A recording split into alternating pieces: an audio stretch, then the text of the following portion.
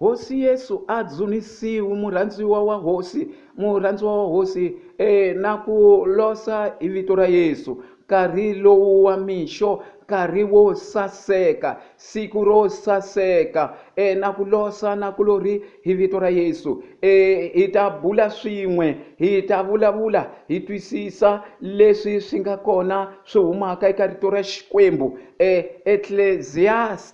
Ecclesiastes chapter 10 verse 8, laha ni ta vulavula nje hi ku swi toloka, ni ta vulavula nje hi ku swi hlamusela. Wena u ta swi vona kahle leswaku swi ku vulavuliwa njhani laya loko u hlaya Bibele ya wena hi ririmi leri u ri twisisaka. Ecclesiastes chapter 10 verse 8, hi mavulavulelo man'wana ya Xitsonga va ri i Mushumayeli. U ta hlaya ka buku leri u ta swi vona leswi ni vulavulaka ha swona. Laya ku tsariwile leswaku munhu loyi a celaka exigodi kumbe a celaka exikhele u ta hojomela ka xikhele xo lexiya yena a xi celeke.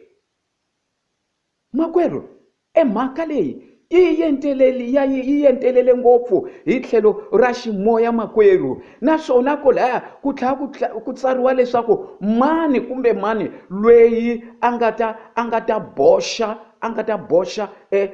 mbhovo eka rithangu. Loko hi vulavula hi rithangu hi vulavula hi xisirhelelo, hi nga vulavula nje hi khumbi leri ri endliweke ri sirhelelaka leswaku swivandza kumbe leswi swi nga lavekeki swi nga koti ku nghena lomu phakati ka ndhawu leyi. Khumbi ra ximoya, rithangu ra ximoya i xisirhelelo lexi munhu a xi amukelaka loko a tinyikela ka Yesu a va a tsakamisiwa. U amukela xisirhelelo xa ximoya lexi xi nga voniweki hi matihlo ya nyama, kambe hi matihlo ya ximoya. Hi ku entelela ka ximoya ha swi twisisa. Xikwembu xi ri lweyi a celaka xikhele kumbe a celaka xigodi i ta hojomela yena yelo a nga cela xona. La Bibele yi vulavule hi van'wanyana yena yelo a nga cela xona. Wa vona makwerhu leswaku swi endla ku va hi entelelisa leswaku eku ponisiwa i swa munhu yena a ri yexe. I swa munhu yena tekaka masungulo a tinyikela ka hosi Yesu, a va a tsakamisiwa, a va a kongoma ku kula emoyeni loko a ri karhi a tinyiketela siku na siku ra vutomi bya yena.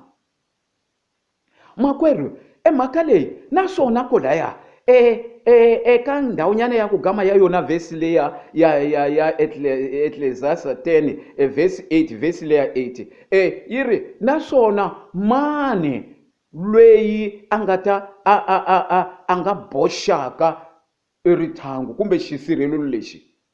Makwerhu, rito ra Xikwembu riri u ta lumiwa hi nyoka. I ta lumiwa hi nyoka. Nyoka leyi makwerhu yi yimele diabolosi. Nyoka leyi loko hi dyondza ka Bibele kusukela kole ka Genesa leyi hi twa ku vulavuliwa hi nyoka, kambe nyoka leyi hi ximoya makwerhu yi yimela Satani. Satani a hi n'wi voni hi matihlo ya nyama, i moya.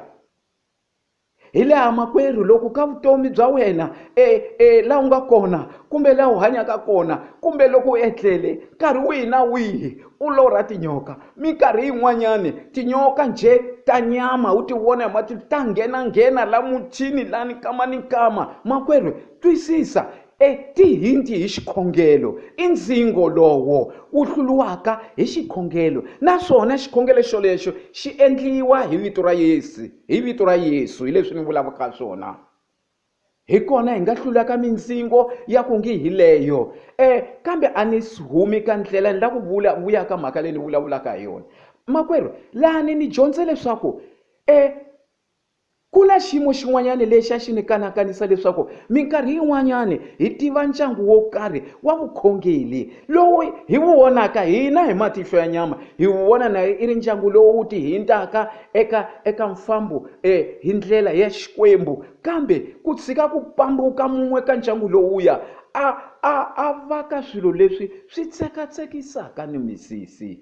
Makwerhu, twisisa, loko hi ximoya hi ku tsekatsekisa misisi i swilo leswi swi chavisaka, leswi swi kalaka swi nga na nhlamuselo. Hi ti vutisa hikwalaho ka yini munhu luyana kumbe n'wana luyana i walahaya ka ndyangu lowuya, vanhu lavaya hi va tiva va ri vakhongeli. Makwerhu, swa endleka hi nga hlamaleni, swa endleka swoleswo. Rito ra Xikwembu ra hi byela loko munhu a chela xigodi a chela xikhele i ta hojomela ka xona yena, a hi van'wana, a hi hinkwavo. Loko munhu a boxa xisirhelelo xa Xikwembu hi ku endla leswi swi nga tsakiseki Xikwembu, hileswaku yena hi yena a nga ta va a lumiwa hi nyoka. Nyoka lani yi yimela Satana.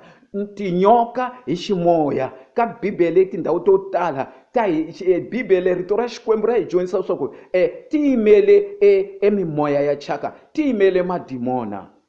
Vona a ma nga ta tshika madumele tinyoka leti ti dumela ni van'wana ti va luma va nga zanga va boxa exisirhelelo lexi xa ximoya, yi ta luma yena munhu luya. Naswona lavan'wana lava swi tiva, makwerhu, i mfanelo ya hina ku nkarhi ni nkarhi, siku ni siku hi khongelela mindyangu ya hina. I mfanelo ya hina ku hambiloko hi vona swa ku minkarhi yin'wana ku endleka swa ku hlamarisa kambe hi nga heli mbilu ya ku va khongelela. Naswona mhaka le makwerhu leyi ha yi twisisa xivangelo xa ku Jobo lwe wa Bibele ha dyondza hi yena swa ku a ri karhi a khongelela vana va yena tanihiloko se vana va yena va hangalakile va ni mimiti. Vona Jobo vana va yena a va hangalakile va ni mimiti, kambe a va khongelela a ya mahlweni a kwa ni swi tivi phokeke ni ka mikhuvu leyi va yi endlaka swi nga endleka va johele Xikwembu. A humesa ni minyikelo a endlela vana va minyikelo, a humesa ka Xikwembu a endlela vana va yena. Wa vona mhaka leswaku makwerhu ya hi pfuxa ni yole leswaku heyi i ntiyiso va nga va hi ri karhi hi na vona hi hanya na vona, kambe tsundzuka na vona va ti fambela va ya lomu va yaka kona, va ta hanya mindyangwini ya vona. Swi fanela ku va hi va khongelela, hi va dyondzisa kahle loko va ha ri na hina. Swikateko swin'wana makwerhu hayi va swi kuma, va hanya nje kahle, kambe mhaka yi lani loko se va ri emindzhutini ya vona. Ni vulavula hi mindyangu ya vona. Makwerhu, Xikwembu lexi hanyaka a xi ku katekisi a hi khongeleli mindyangu ya hina. Lweyi a boxaka khumbi i ta lumiwa hi nyoka, yena a hi lava n'wana nga na vona kola ka xisirhelelo lexi kumbe endyangwini lowu, i ta va yena lwiya. Naswona a hi va khongeleli minkarhi hinkwayo. Naswona mhaka leyi ya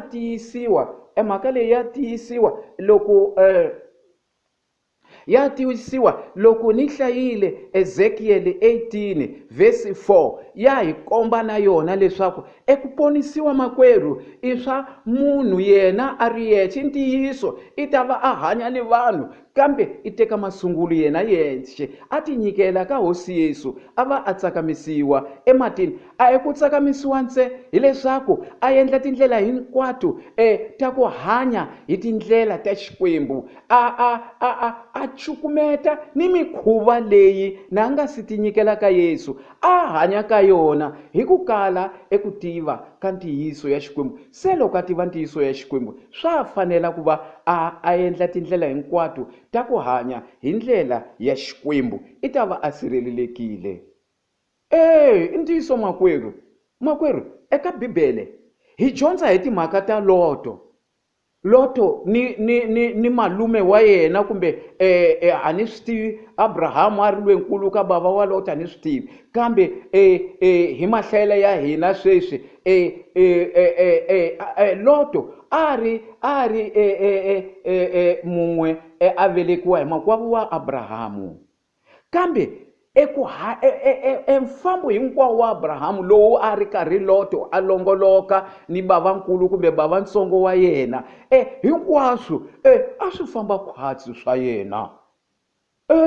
A swi famba khwatsi makwerhu.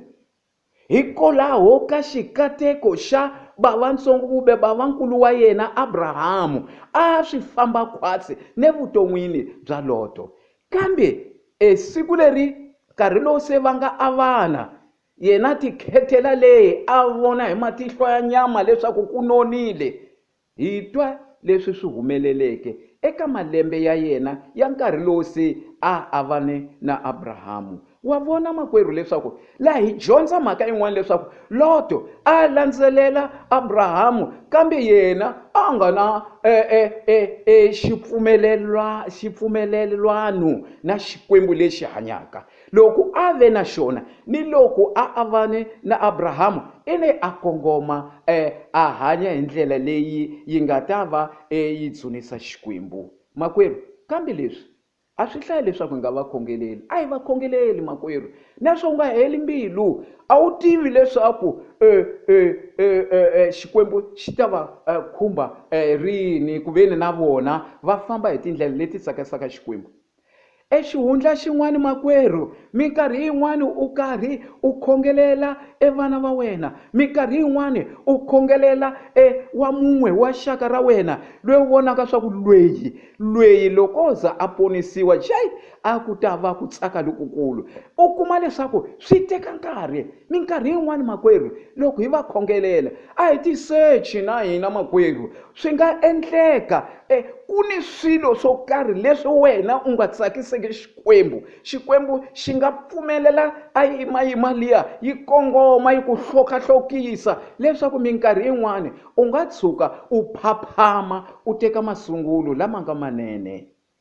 Hi nga kombi tintiho le ka vola hi va khongelelaka va hundzuke ha va khongelela lavo, kambe minkarhi yin'wanyana hina lava hi va khongelelaka swa endleka na hi nga longoloki na Xikwembu swa endleka xi teka nkarhi ku va xi hlamula xikhongelo lexi, xi hlamula hi xikombelo xa hina hikusa hina na Xikwembu a hi longoloki hi ndlela ya Xikwembu.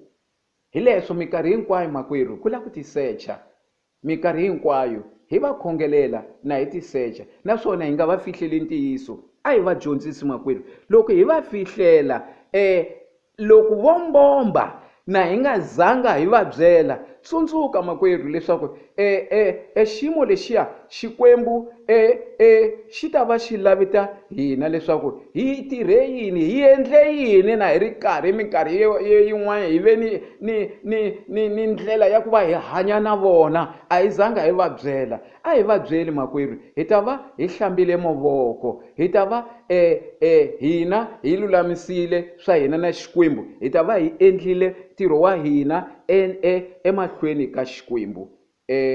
Ni khensile nakulori ku va u yingisela marito lawo. Loyi a vulavulaka i Pedese Mabunda.